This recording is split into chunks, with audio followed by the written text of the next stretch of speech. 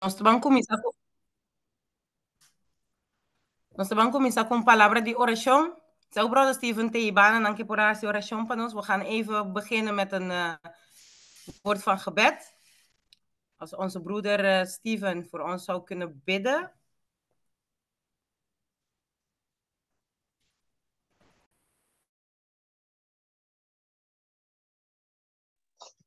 Besen.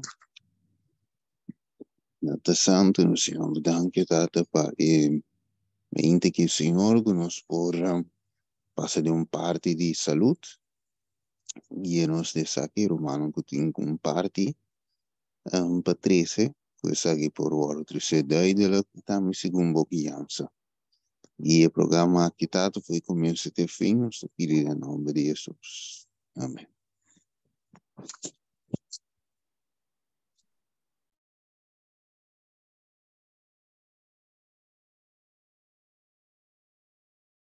Je microfoon staat uit, Jennifer. Ik praat. Is goed, dankjewel. Allereerst wil ik Yuri en zijn vrouw voorstellen. Hun mogen dat zelf doen. En even aangeven, wie zijn jullie? Waar vandaan komen jullie? Hoe is dit allemaal ontstaan? Ja, ga u gang. Goedemorgen allemaal, wij zijn Juri en Lisa. Wij wonen in Otterlo. Dat ligt bij Ede en Arnhem in de buurt. En wij hebben nu bijna 1 jaar een leefstijlcentrum. Hiervoor werkte ik als verpleegkundige in het ziekenhuis. En Juri heeft bij Defensie gewerkt. We hadden eigenlijk zelf hele andere plannen. En ik ook in het ziekenhuis. Maar God heeft ons geroepen om voor hem te gaan werken. En zo zijn we eigenlijk... ook een kleintje, Emily. Maar zo zijn we eigenlijk... om een kort verhaal te maken... zijn wij... In 2019 zijn we eigenlijk Adventist geworden. Lisa komt uit eigenlijk een atheïstisch gezin. En ik kom uit de gereformeerd vrijgemaakte kerk. En door de lezingen van Walter White, de Total Onslaught-serie, zijn we bij de kerk terechtgekomen. En vervolgens zijn we, omdat we die serie hadden afgekeken, toen zijn we bij de kerk gegaan. En daarna zijn we natuurlijk bij Walter White gebleven, omdat hij de enige spreker was die we kennen. Dus toen hebben we ook het leven op zijn best gekeken van hem. En toen zijn we eigenlijk ook overtuigd geraakt van de gezondheidsboodschap. En daar hebben we toen best wel een liefde voor gekregen om eerst zelf natuurlijk te leven. Voor ons wisten wij toen nog niet, wij zagen dat toen ook nog niet in onze eigen gemeente en ook bijna niet in Nederland, want toen kenden we ook nog niet zoveel mensen. Dat er eigenlijk nog niks met de gezondheidsboodschap gedaan werd. En totdat wij erachter kwamen dat er een leefstijlcentrum was in Europa. Wij dachten dat dat alleen maar in Amerika was en Australië. En op een mooie weg kwamen we erachter dat er ook eentje in Europa was. En dat hij ook de opleiding gaf. En na heel veel bidden en een hoop wonderen zijn we daar naartoe geleid. En vorig jaar hebben we daar opleiding gedaan bij Bible Way Ministries. En eigenlijk toen we daar klaar waren zijn we weer teruggegaan naar Nederland. En toen zijn we eigenlijk direct een leefstijlcentrum begonnen. En daar zijn we eigenlijk vandaag de dag mee bezig. Dat is eigenlijk al een beetje in het kort hoe het is. Ja. Het verhaal is mooier dan dat het nu klinkt. Het is een hele bijzondere weg geweest. God heeft heel veel voor ons gedaan. En die heeft ons bij elke stap heeft hij ons geholpen. Maar dan heb je een beetje een idee wie wij zijn. Amen. Nou, dit alles is ontstaan door een medicatie die jullie hebben gemaakt. En in die medicatie kwamen zusters achter dat er cacao erin staat. En ja, wat wij weten van zuster White, wat ze zegt over cacao. En daarom heb ik deze platform nu aan jullie gegeven om uitleg te geven aan de zusters hoe het zit met de medicatie En wat hebben jullie, hoe hebben jullie het gemaakt? En wetende wat Ellen White zegt. Dus ga uw gang. Ja. Nou, het eerste interessante dingetje... Voordat je begint. Sorry, voordat je begint. Si ti un persona que no te comprende holandês of tem vraagteken na algo que não avisa, por isso sumangan to mi te duna oportunidade de puntrami en to mi por vertalen pero teine mi te kere culturene te comprendiendo versta holandês que não te papia toch? Si tu ene que não te comprende le bisami a worki. Nou, geen gehoor, gaan jullie gaan. Oké. Nou, wat toch goed is om... Sorry, alsjeblieft. Você vai abrir o coração, Kawa? Sim, não se reza Kawa. Dank je, oké. Oké, doei. Ja, ga u gang. Nou, wat belangrijk is ook om te weten, is dat wij zelf ook gestopt zijn met dingen als koffie, chocola als eten, het plantaardig dieet. Dus wij zullen ook in ons dagelijks leven niet chocola weg eten. We zullen ook geen kop koffie wegdrinken als lekkernij. Of groene thee, zwarte thee, witte thee. Wij proberen altijd zoveel mogelijk niet stimulerend voedsel te eten. En ik denk dat dat ook het uitgangspunt is waarmee wij leven. En dat we ook geloven dat dat de gezondheidsboodschap is. Maar naast dat zijn er manieren waarop we zulke dingen kunnen gebruiken. En een voorbeeld daarvan is, ik heb hier zelf ook mee geworsteld. Niet per se geworsteld, maar ook vragen gehad bij het leefstijlcentrum waar wij hebben gewerkt. Die gebruikten bijvoorbeeld, de recepten hebben wij overgenomen van waar wij ook de opleiding hebben gedaan. En daar hebben we het ook veel over gehad, van waarom cacao en chocola. En het eerste grappige ding is dat Ellen White eigenlijk niks schrijft over chocola zelf. Dat was er nog niet zo groot in haar tijd. Tot zover, ik heb best wel wat gezocht nu. Heeft zij letterlijk niks over chocola geschreven of over cacao. Als iemand dat wel heeft gevonden, dan zou ik dat graag wel willen hebben. Want ik kon het zelf niet. Ik heb een brief gevonden, want ik ben onderzoek. Ik hou van onderzoeken, dingen die ik niet weet. Ik heb een brief gevonden van de kleindochter van Ellen White. Ik ga hem eventjes snel projecteren, voor de rest dat ook kan zien. PowerPoint. Okay. Kunnen jullie zien de brief? Kijken. Ja, het is een beetje klein. Ja. Oké, ik heb het vertaald in het Antilliaans. Dit is het Spaans. Ik heb het vertaald in het Antilliaans. En, oei, het is te groot. Ja. En het zegt zo: Den un programa, mi amira undi descendiente nandi Ellen White. Mi te quiere su nieta. Papiando di lo que hacer sirvi na Elmshaven, dus de casi Ellen White. Undi e costan ku e nieta a mencionata wata cacao. Además, Adventist Review a incluir un artículo tocante cacao y a referir a Ellen White. Mi te comprende que espíritu de profecía te aconseja contra el consumo de comida estimulante. Mi te comprende también que cacao te contiene cafeína y que Ellen White aconseja contra el uso de cafeína. Por favor, dona mi consejo tocante el punto de vista de espíritu de profecía arriba el uso de cacao, una comida que te contiene cafeína. Además, mi tawatawak e programa Larry King Live el tópico que tawata ser discutir tawata UFO. Por favor, consejame tocante lo que espíritu de profecía te visa tocante visión terminal de Shelu na momento de nos está cerca de fin de tiempo, versión terrible aquí por ta UFO. Pero esa aquí está un cara, entonces con yo nieta te contesta. Señora White no ha mencionado ni un chocolate o cacao en su buquinang. Pese a mí no tiene nada para ofrecer vos tocante su estándar riba cacao. Para lo que te trata, el problema de cafeína, cacao nota duna gente kick de cafeína maneira coffee. E outra bebida com cafeína. Pensei, nota parse com esta bebida estimulante. Si tem cafeína dentro.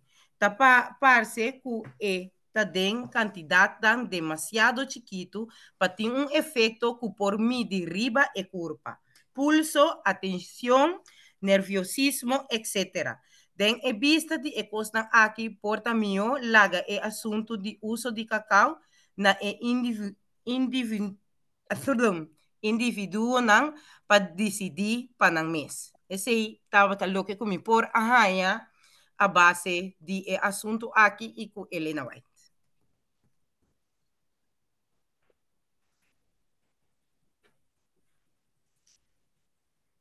Ja, jullie kunnen doorgaan. Oh, zijn ze uitgevallen? Nee. Oh. Oh, ja, sorry, want jij begreep niet wat ik...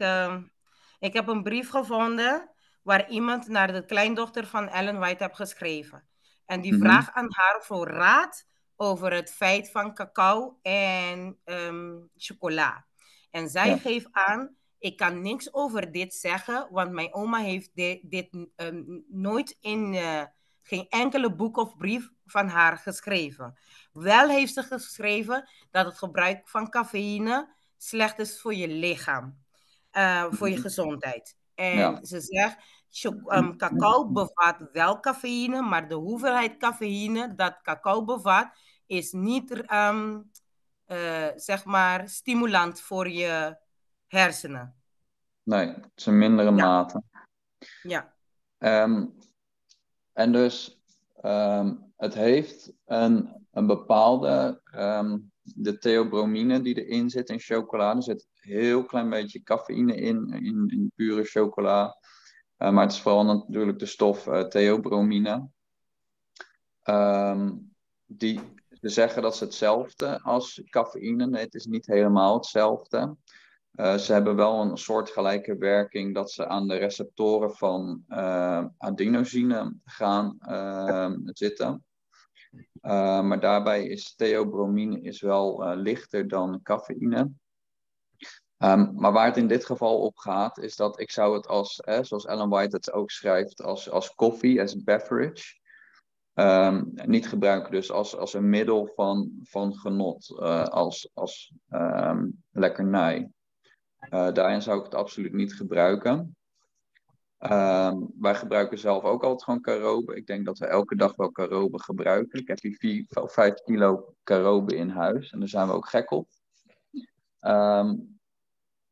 Maar soms zie je dat Ellen White die veroordeelt meer dingen. Want dit is natuurlijk vooral een discussie ook op het gebied van de geestelijke profetie. Ellen White die veroordeelt meerdere dingen. Zoals koffie, thee, tabak, alcohol en vlees. Maar al in mindere mate dan de stimulerende middelen. En wat zie je dat Ellen White die was ook eens op weg naar Australië. En die staat in... Even kijken waar dat was.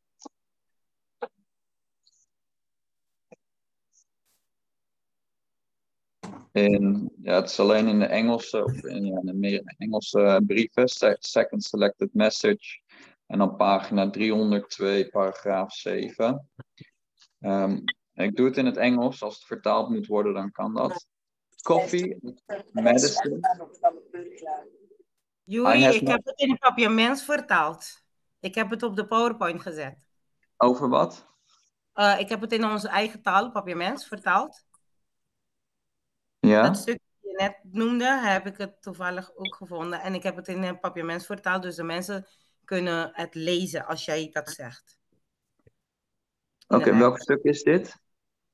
Als je kijkt, maar ik heb deze stukje van de Consult of Diet, van de boek Consult of Diet. Ja. Van Ellen White. En er staat cafeïne. Wat cafeïne met zich meebrengt. En waarop het staat. Zal ik het lezen in het Antilliaans? Nee, ik denk niet dat dat het stuk is wat ik heb. Want ik denk dat we dat allemaal wel kennen. Dat ze koffie veroordeelt in het opzicht van het drinken. Maar ze schrijft in die brief... I have not knowingly drunk a cup of genuine coffee for 20 years. Only as I stated during my sickness for a medicine.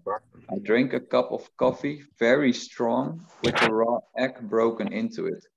Dus je ziet dat Ellen White eigenlijk koffie...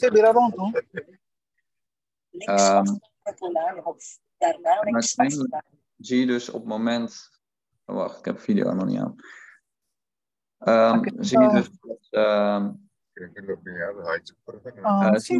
ze koffie gebruikt wel als een medicijn. Moment hoor. Juri, heel even wachten. Er is heel veel ruis van andere mensen die hun microfoon hebben openstaan. Jennifer, kan je ze uitdoen? Of kan iedereen zijn microfoon even uitschakelen? Ik ben ermee bezig. Ik was al mee bezig. Oh, oké. Dankjewel. Ja. Ga maar door, Juri. En ze dronk dus een kop koffie, heel sterk, schrijft ze ook erbij, als een medicijn. En dat is ook de manier hoe wij nu die cacao hebben gebruikt in dat tinctuur. Ik zou altijd cacao in de zin van een reep chocola afraden. Maar het kan in kleine hoeveelheden kan het meehelpen. Het is ook niet het enige natuurlijk wat in een tinctuur zit. En eigenlijk net als Ellen White, die ook koffie gebruikt om in haar ziekte te helpen, gebruiken we ook de cacao. Dus ik denk, als je hoort hoe sterk ze koffie veroordeelt, maar uiteindelijk toch dat gebruikt als medicijn. En wat veel meer cafeïne bevat of theobromine, in ieder geval veel sterkere werking heeft dan de theobromine, en dat wel gebruikt, zagen wij geen reden om dat niet te doen. Omdat het wel heel veel goede werkingen heeft. En zeker in kleine hoeveelheden voegt het wel wat toe. En wat voegt het toe ook aan het ding is dat het de vaten verwijt. En we weten als de vaten verwijten stroomt er meer bloed doorheen. En we weten dat het leven van het vlees zit in het bloed. En Ellen White schrijft ook een perfecte circulatie is perfecte gezondheid.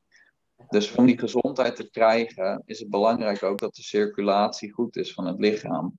En daarom hebben we ook die cacao daarin toegevoegd. Om daarin die circulatie, om dat goed te krijgen. En dat is ook zeker voor het hart. Want een hoge bloeddruk kan ook meerdere oorzaken hebben. Het kan verdikking zijn van het bloed. En verdikking kan door bijvoorbeeld zout, suiker of wat is het andere? Nee. Juri, als ik eventjes mag samenvatten, alles wat je net hebt gezegd, voor het begrip van de mensen. Je hebt net een stuk gelezen waar Ellen White koffie heeft gebruikt voor een bepaald ziekte. Ja, ik stuur hem even in de app. Je stuurt het even naar mij toe, dan kan ik dat beter uitleggen. Ja. Even.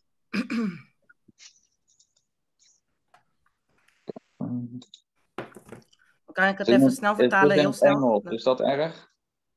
Nee, stuur het in het Engels, dan vertaal ik het in het Nederlands, in het appapiaments voor de mensen.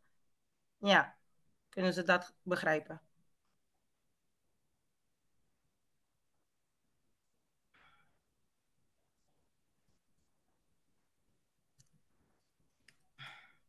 Ja, ik heb hem nu doorgestuurd.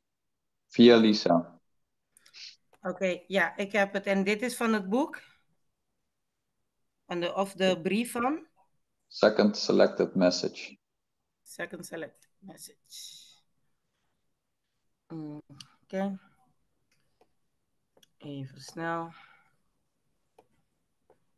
En ook begrijpen dat dit dus niet een verhaal is om ervoor te zorgen dat iedereen vanmiddag weer chocola gaat kopen in de supermarkt.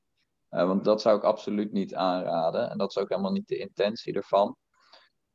Het is puur om bij de kleine doses. En ik heb ook zo meteen de vergelijkingen. Hoeveel erin zit en hoeveel van de stof je er van binnen krijgt. Die geef ik zo meteen door. Vergeleken bijvoorbeeld met 1 kop koffie. Maar dat komt zo meteen.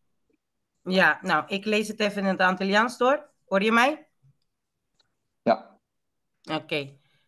Koffie como remedio. Mi no bebe un copo di coffee genuinamente de conocimiento pa 20 años. Solamente manera mi a declarar durante mi maleza pa un como un remedio. Mi a bebe un copo de coffee, hopi fuerte, com huevo crudo quebrado dentro. Oh, sorry. Com drank coffee very strong with a raw egg. Com huevo cru tirado dentro. Dus el hermano vai a bebe un copo de coffee, com huevo cru tirado dentro, como remedio.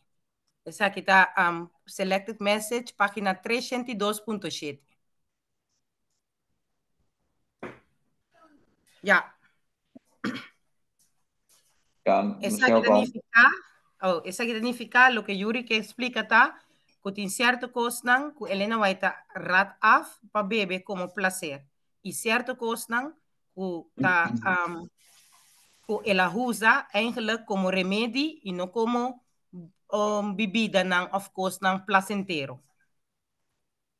Dus dat Ellen White alles in dit stuk koffie heeft gebruikt voor medicijn en niet voor te drinken als gezelschap of dagelijks. Ja. Nee, niet voor het lekker. En dat is ook gewoon puur het idee. En je moet jezelf ook afvragen, zo'n tinctuur, als je dat hebt, is het idee dat je hele leven gaat gebruiken? Of is het voor korte duur, hè? Voor 1 flesje totdat het op is? En het is uiteindelijk, er is eigenlijk een bepaalde volgorde ook, waarin je werkt voor gezondheid. En de eerste stap daarin is je levensstijl. Dus als eerst pas je levensstijl aan. En dan gaan we die 8 gezondheidsprincipes ga je toepassen in je leven. Daarna stap je over naar natuurlijke remedies. En dan ga je die dingen toepassen om de ziekte die je hebt, om die aan te pakken. En dat Gods kracht daar doorheen kan werken. En vervolgens, als dat niet werkt, want dat zou soms ook kunnen, dan stap je over op eventueel medicatie of operatie zelfs. Hè. Sommige dingen kunnen alleen operatief weggehaald worden of verholpen worden. En zo is het natuurlijk ook met zo'n tinctuur. Dat is niet de bedoeling dat je dat je hele leven gaat gebruiken. Al is de bijwerking van de cacao is minimaal. Ik denk dat het verwaarloosbaar is. Maar alsnog, het is niet om voor je levenslang te gebruiken. Het is om je bloeddruk omlaag te krijgen, je hart te versterken, de circulatie goed te krijgen.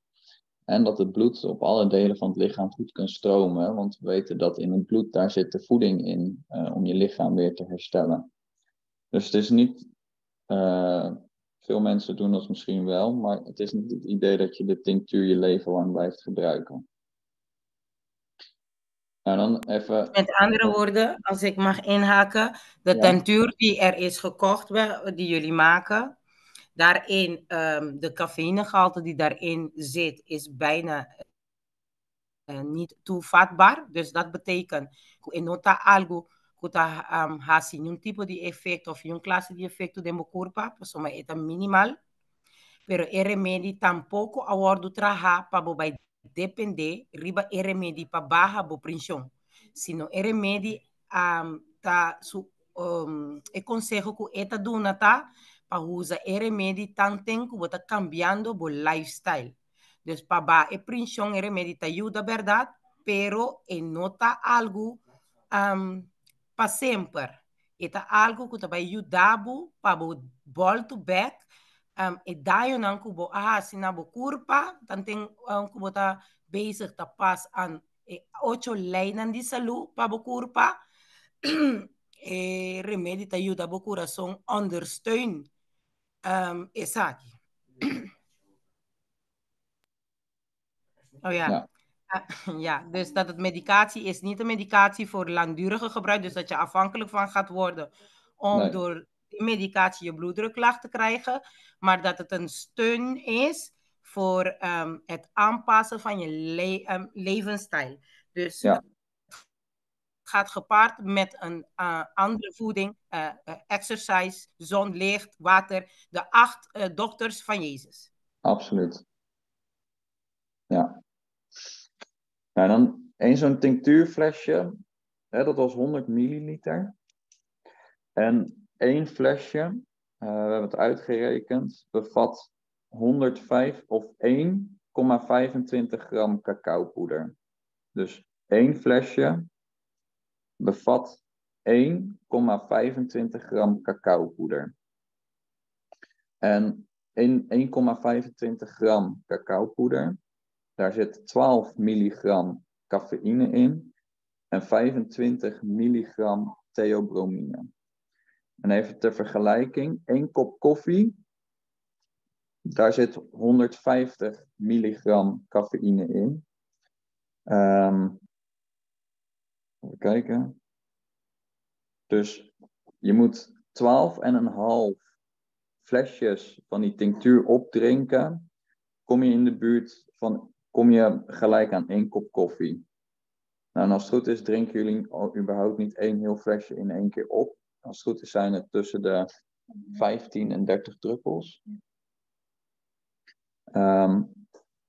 Dus dat is waarschijnlijk achter de 0 hoeveel milligram cafeïne en theobromine je binnenkrijgt. Ja, moet maar 1,2 liter drinken voor 1 kopje koffie. Ja. Dus het is aanzienlijk laag. En ik geloof ook niet dat dat een effect zal hebben op ons geestelijke onderscheidingsvermogen. Ja, in de schoolboeken, zoals cafeïne effect op je hersenen moet maken, dan moet die minstens 25 milligram cafeïne bevatten. En zo te horen is deze medicatie 12 milligram. Ja. Nou komt mijn vraag. Voor 1 Ja? flesje. Dat is voor 1 flesje. 1 flesje. Dus je zou 1 heel flesje in 1 keer opdrinken, dan kom je aan die 12 milligram cafeïne. Dus de hele flesje bevat dat, niet de keren die je... Hoe Nee, vaak eigenlijk moet je deze medicatie gebruiken? 1 keer per dag. 1 keer per dag. En wat is jullie advies? In de ochtend, in de middag, in de avond, met eten, zonder eten? Wat is de advies daarop? Ik zou in de ochtend of avond doen. Van een vast moment. Niet met eten. Het beste is gewoon nuchtere maag. Oké. En mijn volgende vraag is, voor hoe lang is dit medicatie dan te gebruiken? Voor iemand die hoge bloeddruk heeft. Met 1 flesje kan je 2 maanden doen. Ja? En het verschilt natuurlijk ook wel per persoon. We hadden het net inderdaad over die 8 gezondheidsprincipes. Het verschilt echt per persoon wel. Oké. We hebben natuurlijk de ervaring, ik weet niet of Alex die ervaring heeft. Una despensa. Muda se eu prefiro aqui dentro não também. Gosta de pieta frio. Tio Maaike, Brie? Oké. De andere vraag is, want jullie zeiden net, jullie hebben een lifestyle centrum. Dus waarschijnlijk hebben jullie mensen behandeld die hoge bloeddruk hebben. Ja. Dus de vraag is, zo'n traject, hoe lang duurt het voordat het persoon, zeg maar, dat de persoon terug naar de huisarts gaat, dat de huisarts zegt, ja nou, je bloeddruk is nu helemaal perfect, je hoeft die medicaties niet meer te hebben. Hoe lang duurt zo'n proces? Dat ligt aan hoe iemand zijn best doet. Ook hoe hij zich aan de voorschriften houdt. We hadden laatst iemand met een bloeddruk, die kwam tot de 189, zelfs nog hoger, dacht ik. Ja, 189 over 111. Ja. Toen kwam ze bij ons. En die is al ook eerder geweest bij ons. En daarna is het, toen bij de eerste keer was ze weggegaan en heeft zich eigenlijk niet zo goed aan het protocol gehouden. En nu was ze samen met een andere vrouw. En toen motiveerden ze elkaar heel erg om onder andere water te drinken. En dat heeft echt ook veel wonderen gedaan. Dat heeft het denk ik met bijna 20 laten zakken. Dacht ik. Ja. En vervolgens is ze naar huis gegaan. En is ze ook de tinctuur gaan gebruiken. Nou, en toen is het gewoon naar... Hoeveel was het gegaan? Weet je dat nog? Ik heb de foto's. Volgens mij was het iets van 139 over 82, geloof ik. Dus het was echt... Dat was in 2 weken. Dat was in 2 weken. Ja. Want weet je, ik heb gehoord dat de pH-water, de pH in het water, verschilt voor, zeg maar, is zeer belangrijk bij iemand met een hoge bloeddruk. Namens als je water drinkt met 9,3 pH, breng deze mineralen met zich mee, die het lichaam extra rust geeft tijdens het slapen, waardoor ook de bloeddruk zakt. Wat weten jullie iets hiervan? Of? Nou, wij gebruiken zelf, als mensen hier zijn, krijgen ze gewoon puur water, gedestilleerd water. Ja. Ik weet daar eerlijk gezegd de pH-waarde niet van. Kan ik wel even snel opzoeken. pH-waarde.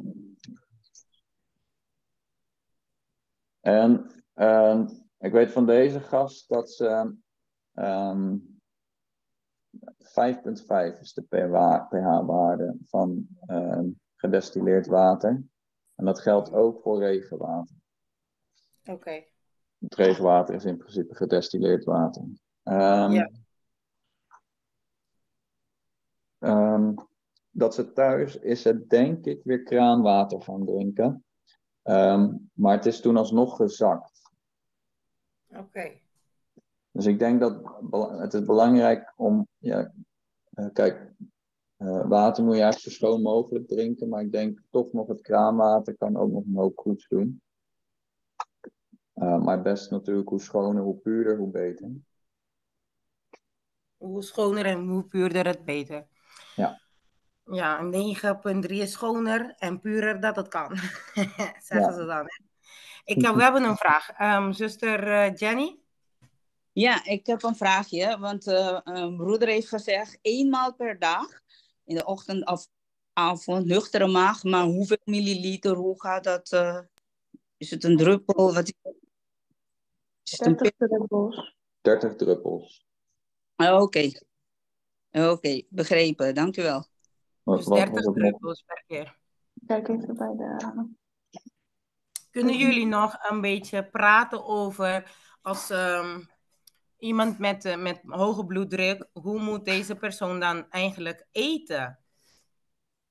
Wat zijn de beste groenten en fruit die dit persoon in hun dieet kan hebben? Nou, wat belangrijk is om met zout rustig aan te doen. Ik zou niet zeggen dat je helemaal zoutloos moet eten. Want je eten moet ook gewoon een beetje smaak hebben. Dus met zout iets voorzichtiger doen. Misschien dat je al een hoge bloeddruk kan hebben door te veel zout. Met te veel suiker oppassen. Want zout, suiker en wat is het derde? Nee, er is nog iets. Zout, suiker. Vetten? Oh ja. Ja. Volgens mij vetten weet ik even niet. Vetten worden meteen het lymfesysteem. Verzadigd vetten. Dat zijn de 3 boosdoeners. Ja, die kunnen in ieder geval bloed verdikken. Maar Ja. het enige wat weer bloed verdunt is natuurlijk water drinken. Het klinkt zo simpel, maar dat is het eigenlijk ook. Ik denk dat water echt misschien wel 90% van de problemen weg kan nemen. Genoeg water drinken. En de hoeveelheid water die wij aanbevelen is je lichaamsgewicht keer 37 milliliter. En dat is de hoeveelheid milliliters die je moet drinken. Per dag. En dat is meer dan de meesten zeggen. Maar wij zelf werken met de urineanalyse. En daarin kijken we ook naar het zout en suiker. En wij zien wel dat als daaraan gehouden wordt, aan die hoeveelheid water, dan zien wij dat de cijfers het beste zijn. Dus laten we zeggen dat je 70 kilo bent. Dat doe je dan keer 37. En dan kom je uit op 2590. Dus 2590. Nou, dat is dus 2 liter en 590 milliliter erbij. En dat dan per dag. Oké. Dus dit je lichaamsgewicht keer 37. Ja, zuster Carla? Yes, mijn vraag is, als je bijvoorbeeld een chronische bloeddruk hebt, je hebt alles geprobeerd, want ik volg ook de 8 stappen voor de gezondheid, dus wat wij hebben. Maar helaas, die bloeddruk die blijft schommelen. En ik let ook heel erg op mijn voeding. Wat is het nou? Want ik maak me echt heel veel zorgen over, want ik ben zelf gestopt met medicatie. En 2 weken daarna ben ik naar de huisarts gegaan, want in verband dat ik heel veel ga drinken en gezonde eten inneemt. Maar wat betreft de huisarts zegt van, ja, je hebt een chronische bloeddruk, dus dat is moeilijk om zomaar met de medicatie te stoppen. Je moet je hele leven door blijven gaan. En ik ben heel verdrietig over. Ja. Dus dat is mijn boodschap en ik weet niet hoe ik daar verder moet. Nee, precies. Nou, er kunnen heel veel redenen zijn. Het kan dus, waar we het net over hadden, bijvoorbeeld te weinig water drinken. Nou, dat zal in uw geval waarschijnlijk goed gaan. Nieren zou een probleem kunnen zijn. Die kunnen het ook verhogen. Maar ook misschien stress of externe problemen. Dat kan natuurlijk ook voor zorgen voor wat er in je hoofd omgaat. Je kan ook een bepaalde tekort hebben aan mineralen. En mineralen die allemaal helpen om bloeddruk te verlagen of die daar een rol in spelen, zijn calcium, chromium, germanium, koper, kalium, selenium en vanadium. En dat zijn allemaal dingen die in ieder geval kunnen helpen. Het zou bijvoorbeeld kunnen, bijvoorbeeld door een koper tekort. Daardoor kan je ook dus een hoge bloeddruk krijgen. Dus er zijn meerdere manieren. En vanaf een afstandje is het dus echt moeilijk te zeggen wat het zou kunnen zijn. Dus er zijn ontzettend veel kunnen er redenen voor zijn om dat te hebben. We kunnen natuurlijk wel. In uw situatie is het. Kijk, in elke situatie is het weer anders. En elke persoon is weer anders. Elke chemie van het lichaam reageert weer anders. Dus we kunnen wel eens kijken naar uw situatie. Wij werken natuurlijk op basis van de urine- en speekselanalyse.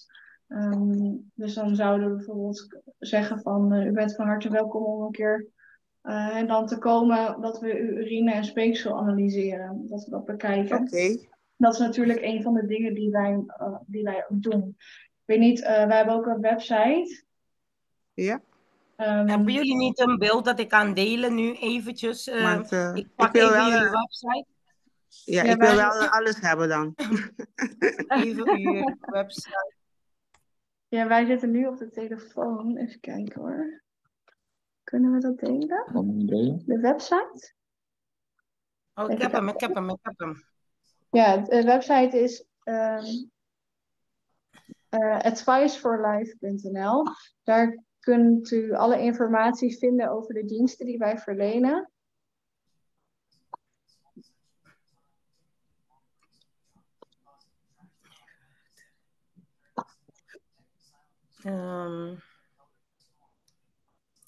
En aan de hand van die urineanalyse kunnen we echt een persoonlijk advies maken.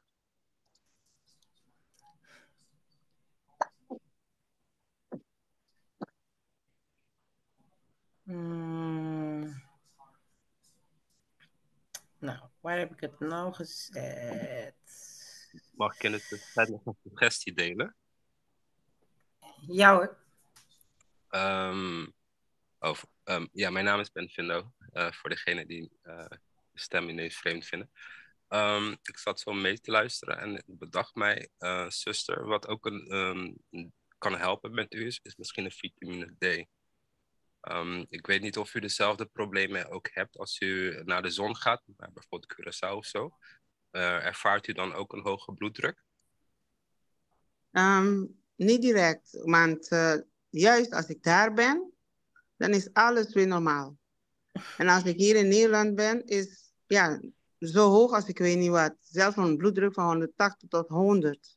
Ja, dus en ik heb zoiets, dit kan niet normaal zijn. Dus dat is ook waar u naar kunt kijken. Want wij mensen met een donkere huidskleur hebben vaak hier in Nederland, in het westen, vooral in de donkere wintermaanden, kunnen wij best last hebben van hoge bloeddruk. En dat is iets wat heel erg bekend is.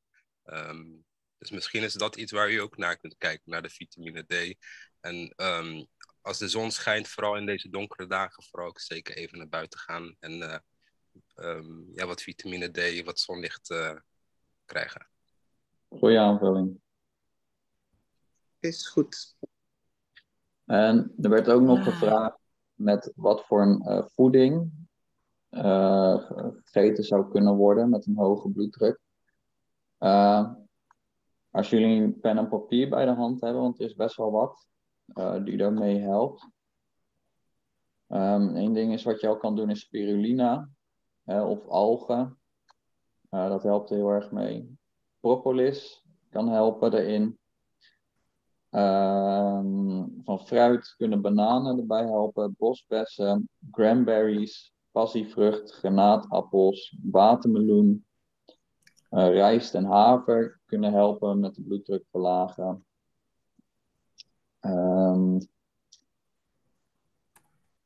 Van de pulvruchten de aduki-bonen, ik ken die zelf niet, maar die kunnen daarin helpen. Snel. U gaat te snel. Oké. Eens kijken, ik ga zo eens.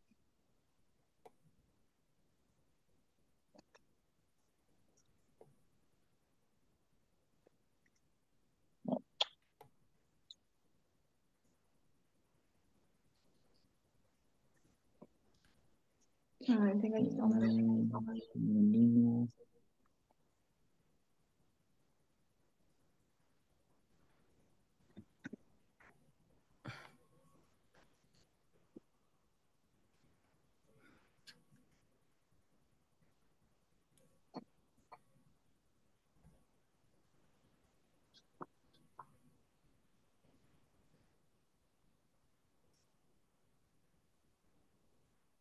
We maken even een lijstje en dan sturen we het ook door. Ik heb jullie website op beeld. Ja.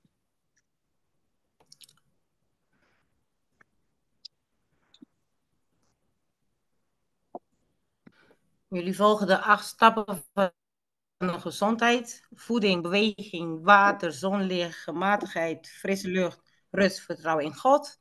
Jullie doel is het doel van ons lifestyle centrum is mensen op een natuurlijke wijze helpen met geestelijke en lichamelijke klachten. Dit doen wij door de mensen te onderwijzen en te begeleiden in hoe ze het beste van hun lichaam en geest kunnen zorgen. Hierbij hanteren we een aantal gezondheidsprincipes die een goede basis vormen voor een optimale gezondheid. Lees meer over onze diensten. Wat zijn jullie diensten?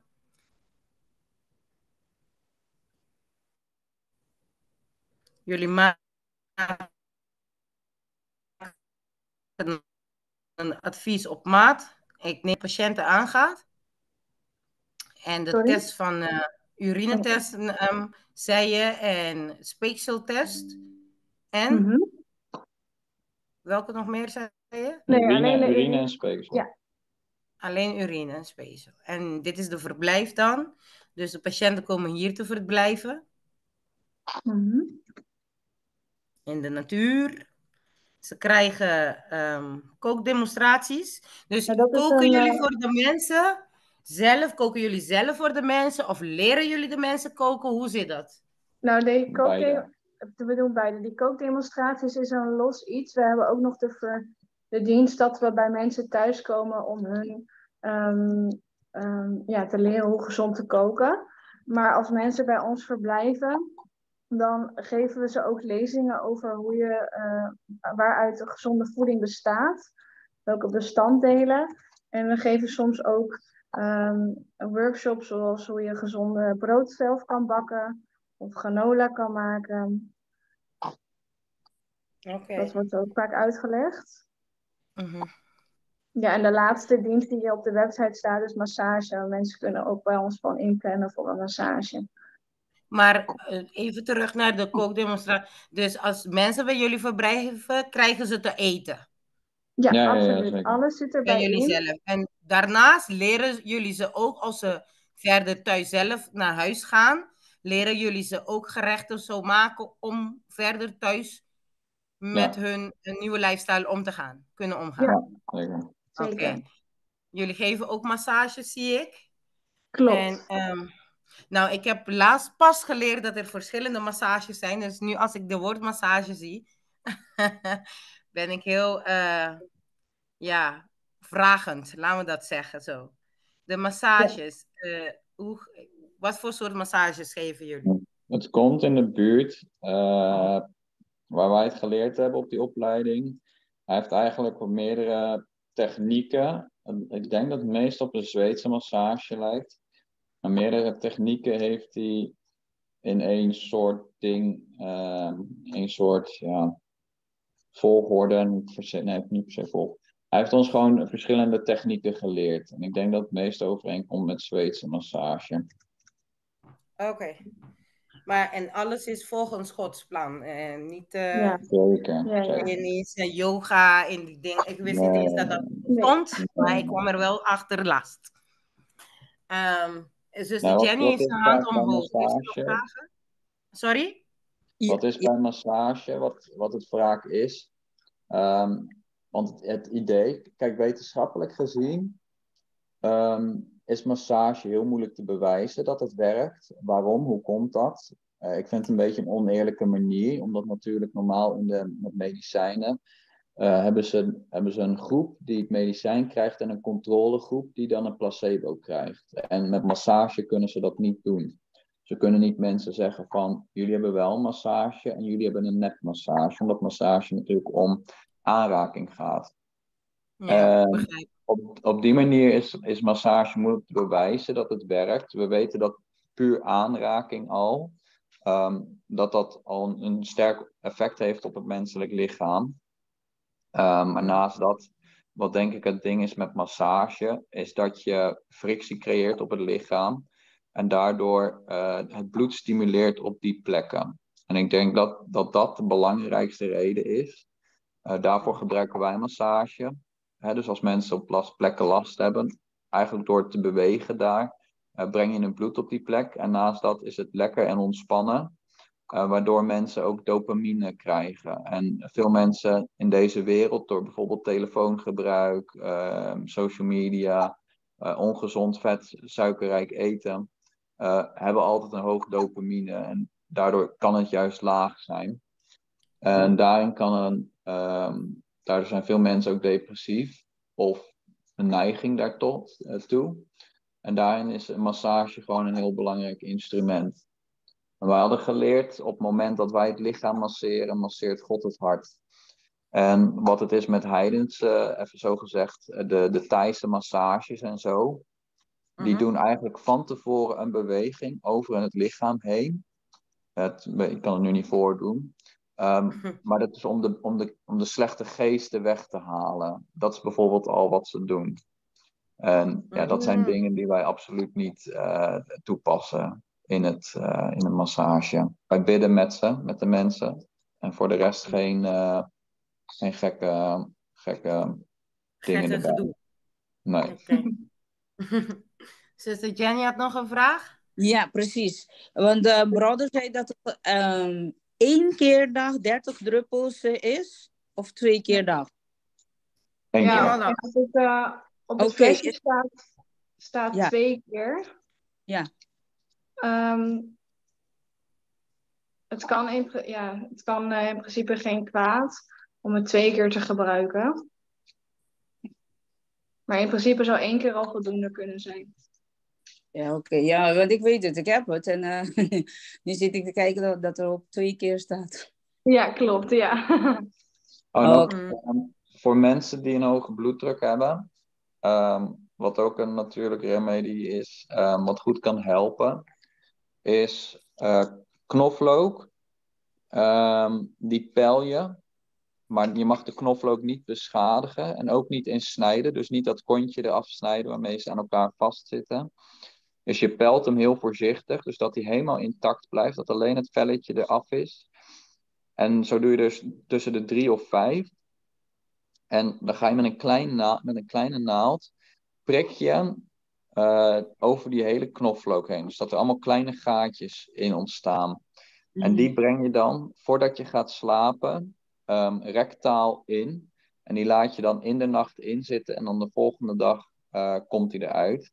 En dat zou in de nacht, omdat er natuurlijk veel bloedvaten in de darmen zitten, kan het goed opnemen, de werkende stoffen die in knoflook zit. Dus dat is ook toe te passen.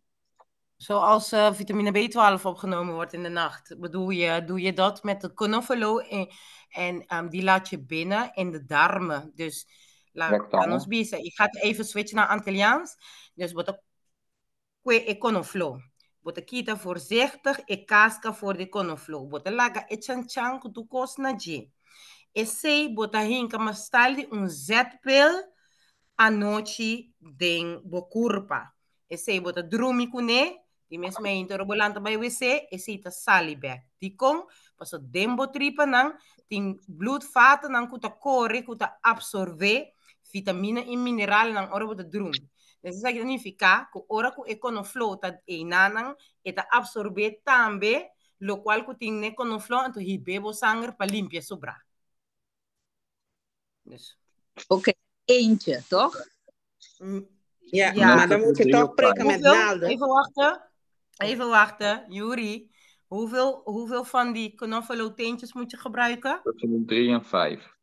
Tussen 3 en 5. Oké. Teentjes, ja. Maar je moet prikken met de naalden, toch? Ja. Oké, dat wil ik weten. Dus no está algo más placentero, pero sí te ayuda. Pero sí te ayuda. Hoy mami rellén man vaya arriba. Chatty, hermana Chatty? Nee, dat was alleen voor de hoeveelheid. Sorry. Voor de hoeveelheid. Oké. Oké.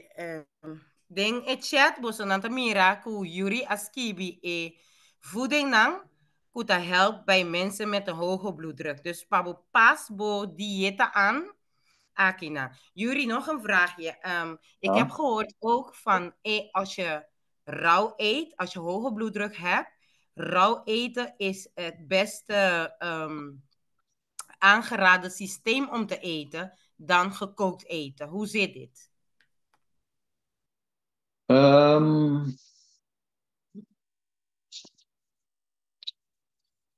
Op die manier werken wij meestal niet. Want vaak hebben mensen ook al een slechte spijsvertering die bij ons komen. Dus dan kan rauw soms wat zwaarder zijn om te eten. Dus dan hebben wij wel weer de voorkeur om wat gestoomd of gekookt voedsel te geven.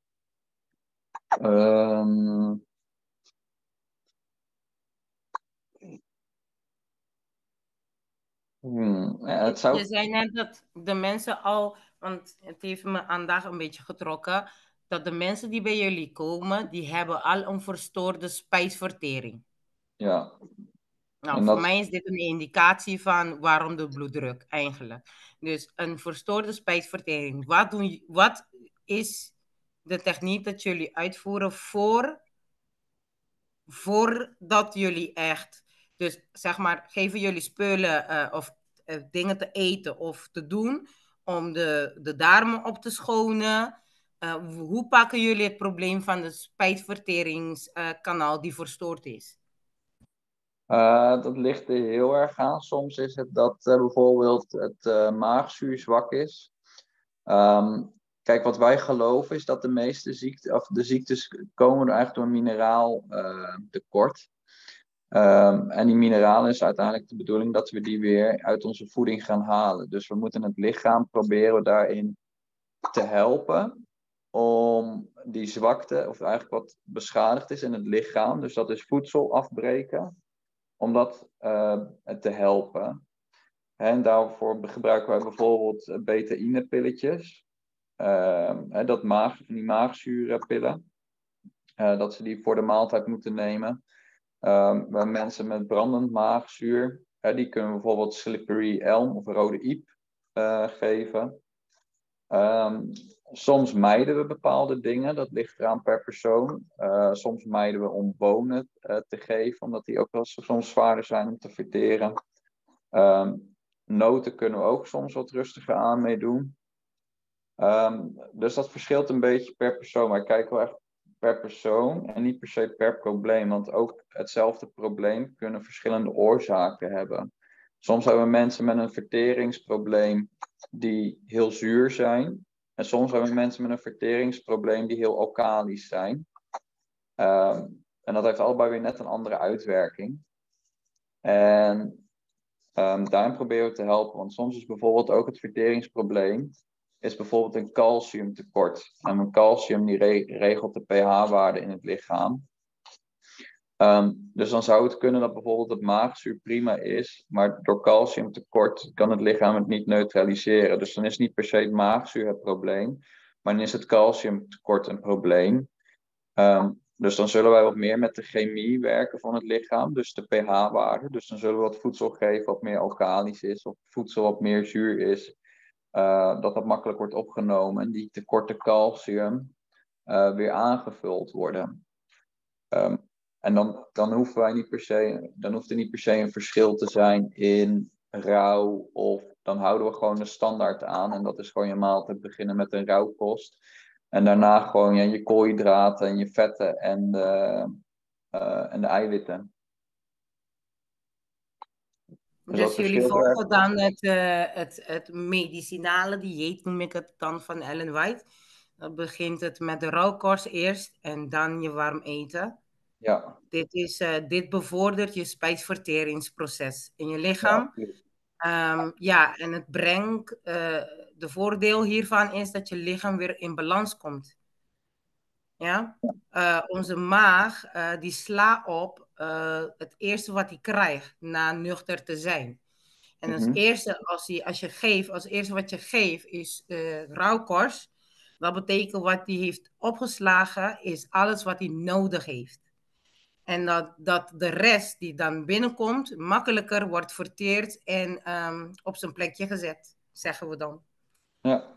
Ja, dat is een stukje dat ik al eerder aan de zusters en de broeders heb geleerd. Dus dat is goed.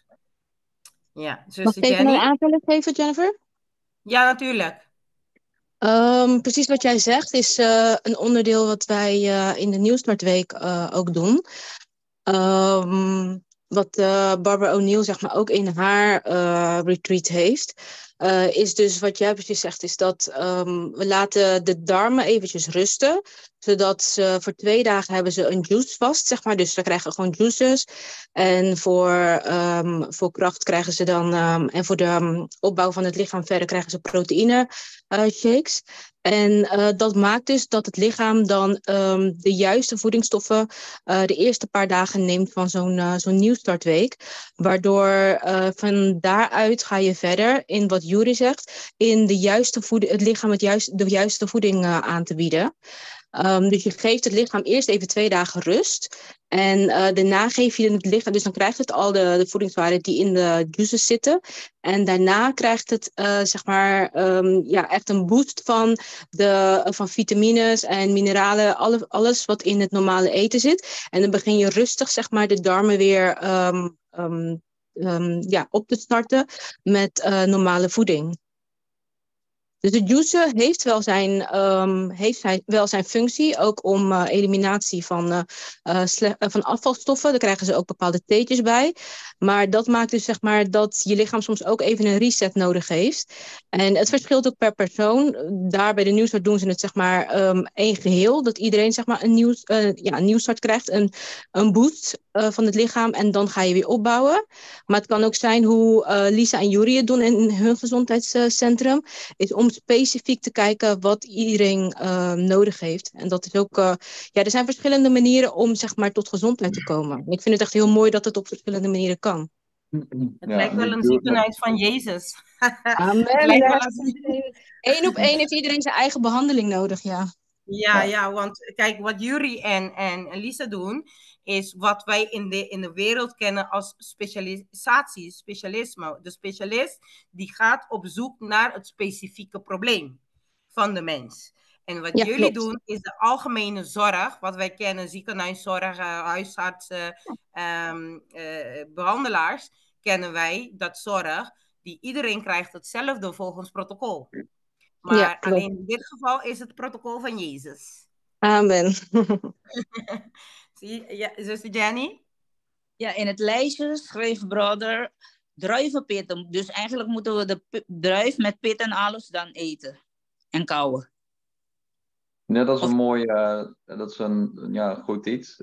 Ik denk dat ze zo ook ontworpen zijn, met pitten erin. Ik denk dat dat wel meerwaarde heeft, ja. Oh, oké. Nou ja, dan weet ik het. Dank u wel. Ik zou niet meteen zeggen dat druiven zonder pit onrein zijn. Ja, maar die gebruik ik.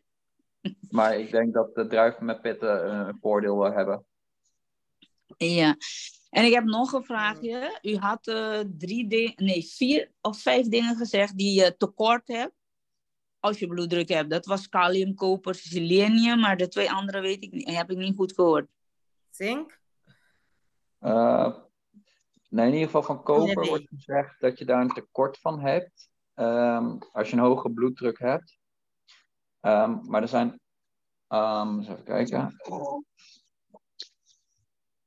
Koper is in ieder geval wat je een tekort aan kan hebben.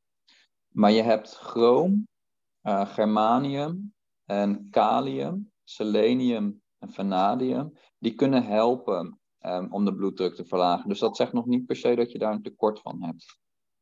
Oké, dus tekort is dan misschien koper die je tekort heeft. Ja, koper is daar in ieder geval een van, ja. Oké, en de andere kan je dan nemen om het te laten stabiliseren? Ja, die kunnen daarin mee helpen. Ja, oké, dank u wel. Wat je ook... Sorry, zeg nog wat? Oh. Nee, stel je vraag maar, ja. Nee, is er ook een lijst van kruiden? Bijvoorbeeld voor de hoge bloeddruk?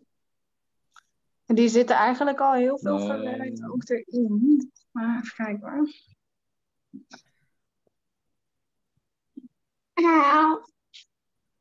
Maar die niet.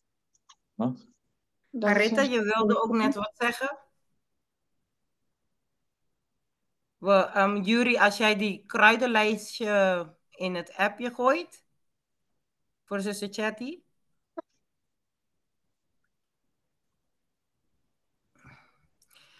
Kan een van jullie dan benoemen, een beetje zo in de lucht benoemen, welke kruiden de beste zijn? Nou, ik heb zelf het onderzoek niet gedaan, dus dat is natuurlijk... Het, zeg maar, het zoutgebruik, want je hebt gezegd, bijna geen zout gebruiken eigenlijk. Nou, minder. Wat kan je in plaats van zout in je eten, toch je eten rijkelijk smakelijk maken, zonder dat je de zout hoeft te gebruiken? Nou, ik zou zout niet afraden. Ja, we raden tafelzout af. Maar we adviseren als u zout wil gebruiken, om dan of Keltisch zout te gebruiken of Himalaya zout. Ja. Omdat daar alle mineralen nog in zitten. Ja. Een ander mineraalzout. Ja. En het probleem met zout is vooral als je er te weinig bij drinkt, dan wordt het kwalijk. Maar als je genoeg drinkt, dan komt het goed. Dan maakt het veel minder uit. Dus als je in principe je gewicht maal... 37 milliliter. Nog een keer? Maal 37 milliliter. Dus je gewicht maal 37 milliliter is de hoeveelheid aan. Dus als ik weeg, laat me even een telling geven. Een calculator.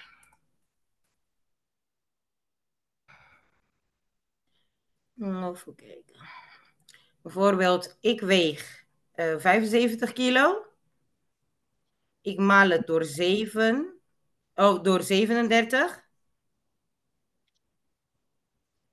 Dan hoor ik 2 liter, 775 dagelijks te drinken. Dus dat is 2 grote flessen of 1 grote fles cola van 2 liter. Ik neem maar dat voorbeeld. En een klein flesje spaarwater van 750 milliliter, zie. Dus een hele grote fles en een half. Laten we dat zeggen. Ja. Ja. Dan heb ik dagelijkse hoeveelheid aan water binnen. Ja. Dat is best wel veel. Dat is ongeveer... Een glas is 150 milliliter. Dat is ongeveer hoeveel glazen... Zoveel glazen water per dag. Wauw. Een long drink is 250 of 200 milliliter. Dus het maakt het al iets makkelijker. Oh, een long drink. Die grote glazen van de IKEA zijn de long drinks. Ja, als je die grote waar mensen ook thee in drinken, die zijn 250 als ik me niet vergis. Okay. Ik begreep van een adventistische arts dat je ook wel water uit je voeding haalt. Dus als je bijvoorbeeld veel watermeloen hebt in de zomer, of je eet watermeloen in de zomer, dan denk ik niet dat het per se nodig is om precies datzelfde hoeveelheid water te drinken als bijvoorbeeld wanneer je alleen foontje hebt gegeten een hele dag. Oké. Ben met zo'n foontje. Ja, nou, foontje droogt uit, dus droogt de darmen ook uit. Dus sowieso, als je foontje hebt gegeten, moet je extra water drinken. Zie, zuster Chatty? Jennifer, iemand had in de chat genoemd komkommer, als dat niet goed is. En ik wil ook erbij zetten gedroogde abrikozen. Oké. Want die komen niet in de lijst. Die komen niet voor in de lijst. Dus komkommer. Aantal zusters zeiden van komkommer is ook goed voor hoge bloeddruk. Maar dat komt niet voor in de lijst. En, nee, maar dus de lijst die ik heb gestuurd is niet het enige. Oké. Als voorbeeld. Maar er is zoveel eten wat helpt tegen een hoge bloeddruk. Ik heb gewoon een beetje de wat bekendere dingen, die heb ik erin gedaan. Oké. Nou, want ik kan me herinneren dat toen ik klein was, mijn oma die had hoge bloeddruk. Ze dronk elke dag water met komkommer. Dus ze deed heet water, komkommer insnijden.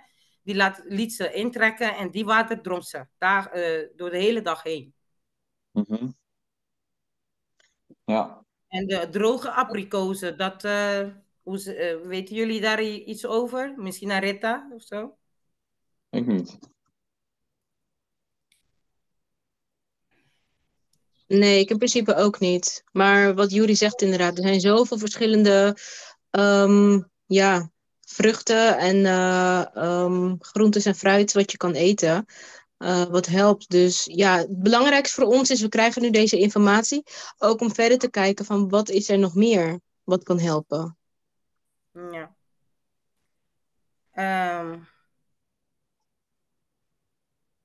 Ik heb hier van Juri een voorbeeld van welke fruit en groenten heel veel stoffen bevat tegen hoge bloeddruk. Essentiële stoffen. Die stuur ik even in de Refugio app. Ja, ik kon hem niet, ik kon niks sturen. Alleen de beheerder kan volgens mij wat grotere bestanden sturen. Oké. Is goed. Zijn er nog vragen in verband met de ziekte hypertensie? Of hoge bloeddruk? Ik zeg Nederlands hypertensie, maar tem umas perguntas a base de ik heb bloeddruk. Een vraag. Ik heb een vraag. Mijn vraag is natuurlijk, als je medicatie gebruikt voor bloeddruk, die je van je eigen dochter heeft, bijvoorbeeld, kunnen we per direct stoppen en dan met deze nou beginnen, wat ik heb gekocht, dus die Cardi-Boost. Is het mogelijk? Of wat denken jullie erover? Dat is Juri om aan te antwoorden. Juri, heb je de vraag begrepen? Ja, ik heb de vraag gehoord. Nee, ik ga dat niet vanaf een afstandje aanraden. Dat is, ja, dan moet ik echt inzicht hebben in het leven en ook in de gaten kunnen houden. Dus ik zou dan zelf ook meerdere keren per dag het controleren, de bloeddruk.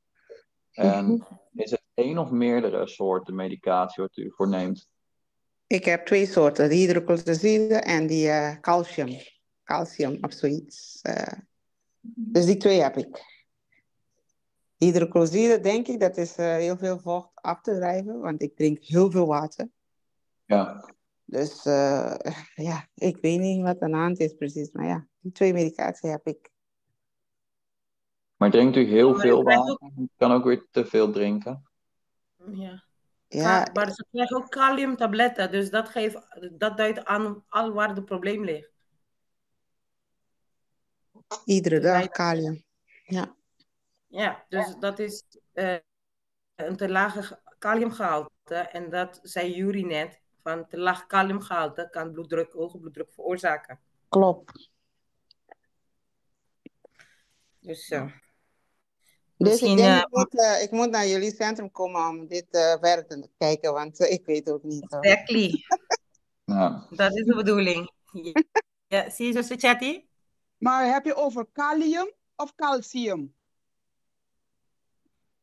Calcium. Kalium. Calcium is voor de botten. Kalium met een K. Wacht even, laat me kijken. Oké. Ja. Te laag kaliumgehalte. Ja, kalium is dat losartan kalium. En calcium is voor de botten. Ja. 2 verschillende. Ja. Nou komt de vraag, Juri, zoals je zuster Carla hebt net gehoord, van hoe komt ze bij jullie terecht? Ja, via de website onder andere. En daar staat ook het nummer van Lisa en of het mailadres van ons. Dus op die manier kan je contact met ons krijgen. Dus of het telefoonnummer van Lisa, die kan ik ook nog wel daar sturen. En dan kan je eens overleggen 1 op 1 met Lisa wat er aan de hand is en wat het probleem is, wat we zouden aanraden, wat je zelf zou kunnen doen. Of mailen, dat kan ook altijd. Oké, fijn. Zien jullie dat? Hier is het adres. Kijk, de telefoonnummer is 0614 485070. En ik zie bankrekening. Wat zijn hier van de kosten? Van wat? Van de behandeling bij jullie. Ja, wij...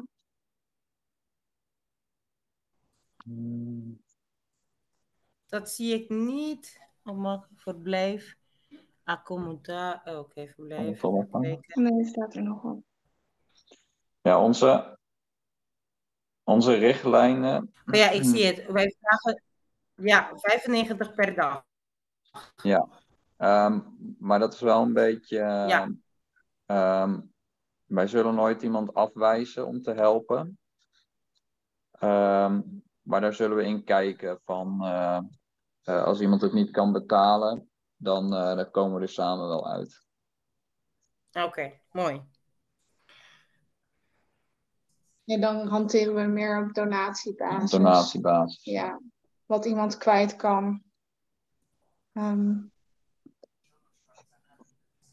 En het is natuurlijk ook mogelijk om in eerste instantie alleen even bij ons langs te komen, zodat we de ochtendurine en speeksel kunnen analyseren. En daar vragen we dan €60 voor en dan krijgt u ook een advies voor thuis opgestuurd. Oké. En aan de hand daarvan kunnen we soms zeggen van nou, we zouden toch adviseren om echt bij ons te verblijven. Of dat het thuis mogelijk is. Maar onze ervaring met als mensen bij ons verblijven is wel heel prettig. Want dan kan je iemand gewoon een hele week volgen. En ook echt dingen voor thuis meenemen. Dus echt handvaten voor thuis. Oké. Ik heb een hand omhoog van een iPhone.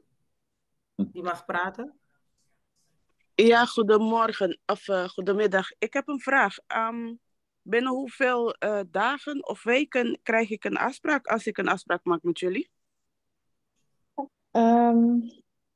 Voor urineanalyse kan al best snel.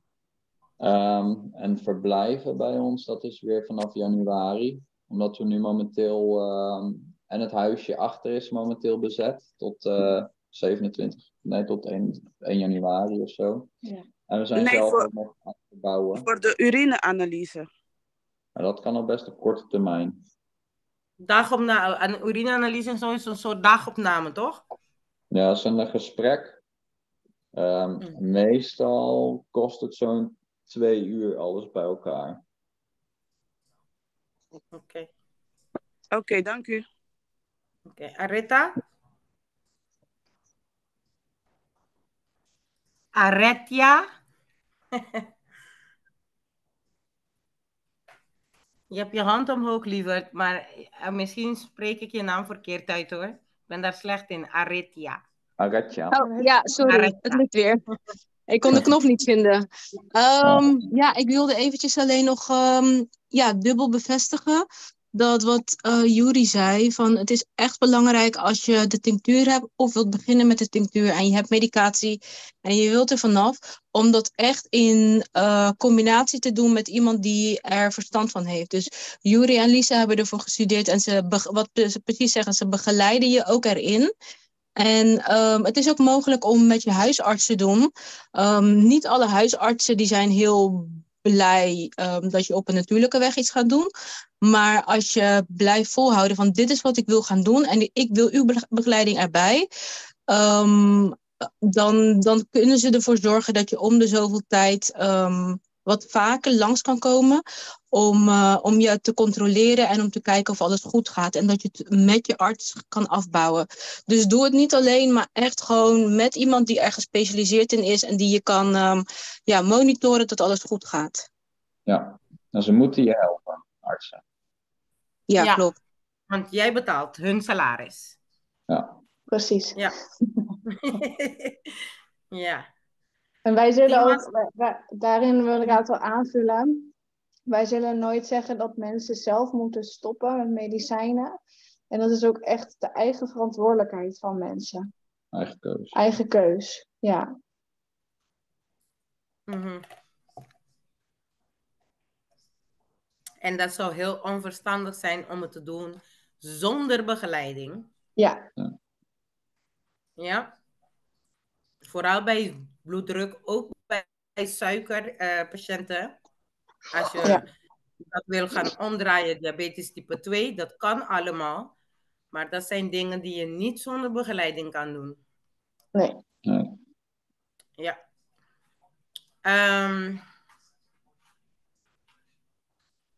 Ik wil nog wel iets toevoegen ook, als dat mag. Ja. Ja. Nu hebben we het natuurlijk over verschillende kruiden gehad, verschillende voedingsmiddelen. En wat wel belangrijk is, ik weet niet of dat bij iedereen bekend is, dus ik benoem het maar. Wat wij veel zien, ook binnen ons leefstijlcentrum, is dat mensen drinken tijdens het eten. Mm-hmm. En wat het drinken tijdens het eten eigenlijk doet, is dat het de maagsappen verdunt. Waardoor je dus ook je verteringsstelsel gaat hoe noem je dat? Verstoren. En hierdoor worden eigenlijk weinig tot bijna geen voedingsstoffen opgenomen. Dus ons advies zou ook zijn om in ieder geval een half uur voor het eten niks meer te drinken. En zelfs 1 uur tot 1,5 uur na het eten, 1,5 tot 2 uur eigenlijk, ook niks na het eten te drinken. Zodat u echt de maag de mogelijkheid geeft en de rust om alles goed te kunnen verteren en zo ook de voedingsstoffen goed op te kunnen nemen. Want als u heel goed en gezond eet, maar alsnog erbij drinkt, dan is er een hele grote kans dat u het alsnog niet goed opneemt.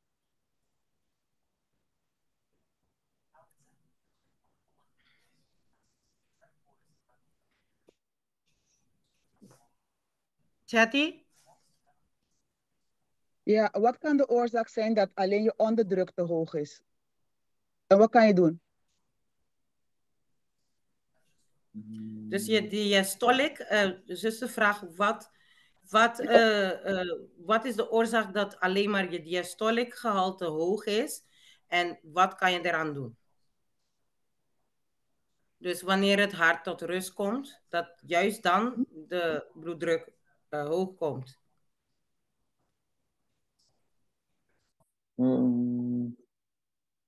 Dat is eigenlijk waar een hoge onderdruk op wijst, is dat de druk in de aderen, zelfs als het hart dus ontspannen is, nog te hoog is. Yes. Dus dat kan door bloedpropjes, door cholesterol, ja. LD, HDL, cholesterol te hoog kan zijn. Ja. En wat kan je eraan doen? Sporten. Water drinken. Goed eten. Water drinken is een hele belangrijke. Ja. En niet zomaar een water, maar een goede... Ja. En dan sporten. Ja. Sporten. Ja. Ja. Dus we gaan sporten, zuster Chatty. Ja, zeker. Ja. Zeker. Maar hermana Saluna? Ja. Ik heb een vraag. Sinds mijn tweede zoon geboren was, dus is, ben ik gebleven met een hoge bloeddruk. Maar ik had net gehoord over cholesterol. Van als die hoog is, dan is je bloeddruk ook hoog. Maar meestal als ik voor controle ga, is mijn cholesterol wel helemaal goed. Maar die bloeddruk is best wel af en toe heel hoog. Dus is dat nou mogelijk of is er dan een andere reden daarvoor? Dus dat die cholesterol wel goed is, maar die bloeddruk is wel hoog. Ja, het hoeft niet alleen aan cholesterol te liggen. Nou, de broeder zei in het begin, heeft hij een paar oorzaken van hoge bloeddruk genoemd? Ja, ik heb die begin gemist. Oh, vandaar. Ja. Oh, ik ook. Ja. Oh, sorry? Ik hoorde nog een stem. Oh, iemand zei ook dat gemist. Ja. Nou, Juri, kan je dat stukje herhalen? Er zijn heel veel redenen voor een hoge bloeddruk. Zoals we ook aanhaalden, een kopertekort kan er een oorzaak zijn. Maar ook te veel suiker of zout in het bloed of vet. En dan natuurlijk, het hoeft niet per se zo te zijn dat je dus te veel suiker en zout eet. Maar het kan ook zijn doordat je te weinig water drinkt. Ja. Dus het zou kunnen zijn dat de inname van zout en suiker in principe gewoon prima is. Maar dat je door te weinig water drinken, dat daardoor de bloeddruk verhoogt. Ander ding is natuurlijk van cholesterol, zodat de aderen beschadigen. En een andere ding is natuurlijk stress, en dat is een hele belangrijke. En ik denk dat dat voor veel mensen ook het geval is. Doordat ze dus te veel stress in hun leven hebben, slechte banden met familie of kinderen waarmee het niet zo goed gaat, ziekte, angst. Dus dat is ook een belangrijk om bij jezelf na te gaan of die dingen spelen in jouw leven. Oké, dat is duidelijk. Ja. Dank u wel.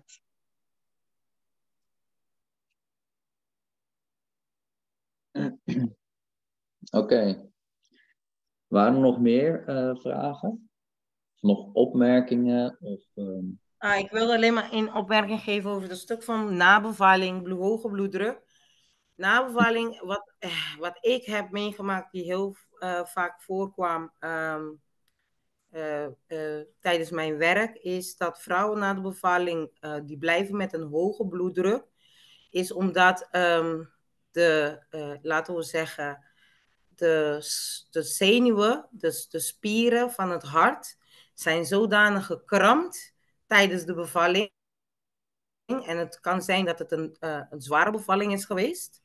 En dat dit niet vanzelf spreekt. Dus het lichaam heeft niet wat hij nodig heeft om dit terug te draaien. Omdat de gezondheid, of beter gezegd, de gedeelte van nutrition van iemand ook niet op orde zit.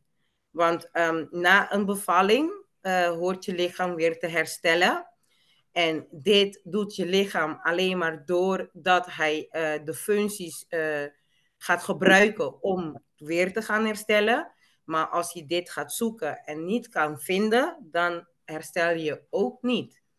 En 9 van de 10 keer worden deze patiënten ook naar de diëtisten verwezen om een andere lifestyle of eetpatroon te gaan opstellen voor hun leven.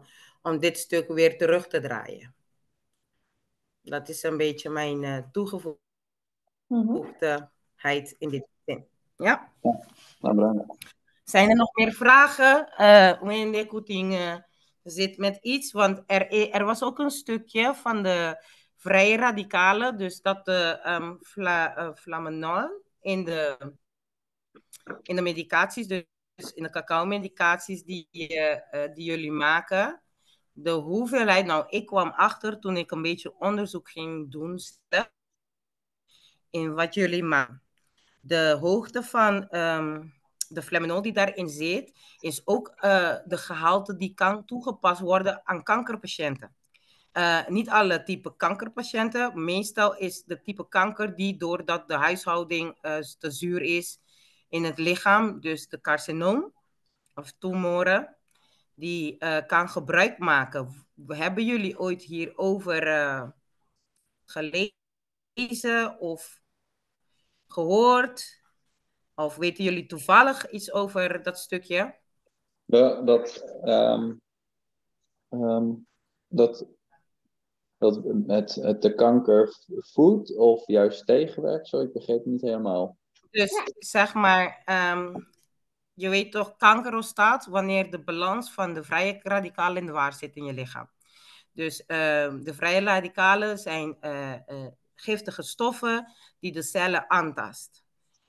Ik heb gemerkt dat in de medicatie die jullie hebben gemaakt, dus de 1,5 gram die erin zit, dat ook ze gebruiken dat ook tijdens chemokuren om als antioxidant te zijn tegen de vrije radicalen. Ja, ik weet dat cacao wel veel antioxidanten ook bevat. Dus dat kan er wel helpen. Ja, wat vrije radicalen eigenlijk zijn, dat zijn eigenlijk of niet cellen, maar atomen die een neuron of protoon missen. En die stelen dat van goede atomen. En dus daardoor krijg je dus een soort onbalans in die atomen. Ja. En dat zorgt er dus voor dat daar een kettingreactie ontstaat. En het ding met, daarvoor eten we gelukkig ook weer antioxidanten. Daarom zou ik ook niet zeggen dat iets doen wat vrije radicalen geeft, of dat je binnenkrijgt dat dat per se meteen slecht is. Want van in de zon zitten krijg je ook al vrije radicalen. Maar daarvoor krijg je in onze voeding antioxidanten binnen. En antioxidanten die geven eigenlijk die protonen, die staan er eentje af aan atomen die er één missen. Dus dat die weer compleet zijn. En op het moment dat die dus weer compleet zijn, dan kunnen die verder weer gevormd worden in het opbouwen van het lichaam of het verslaan van bacteriën of virussen of wat dan ook. Oké. Nou, duidelijk. Dankjewel voor dat stukje. Dat was mijn vraag. En als er geen vragen meer zijn of iemand, ga niet van de Zoom af met vragen in je hoofd. Als het Nederlands een beetje moeilijk is voor jou, maakt niet uit. Stel de vraag in het Antilliaans. En de papiaments bedoel ik, dan vertaal ik die wel voor je. Maar ga alsjeblieft niet weg met vragen in je hoofd hierover. Dus zijn er nog meer vragen? Nogmaals.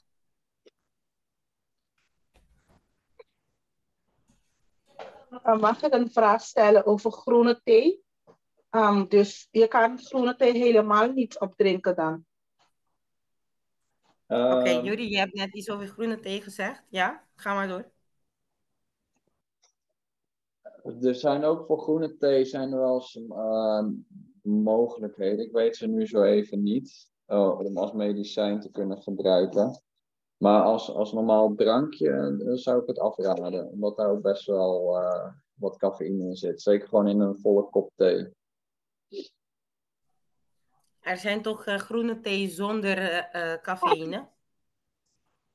Dat moet ik eens opzoeken. Of beter gezegd zonder tannine.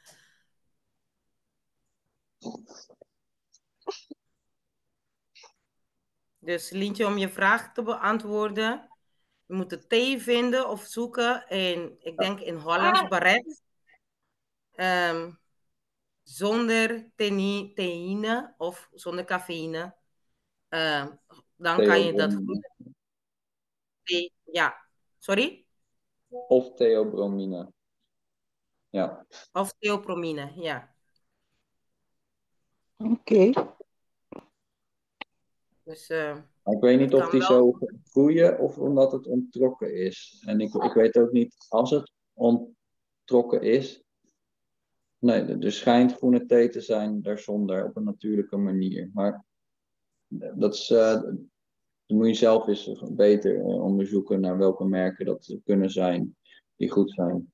Want bijvoorbeeld zoals cafeïnevrije koffie, dat is niet aan te raden. Dat schijnt niet zo'n goed proces te zijn. Nee. En ook niet dat alles eruit is. Oké.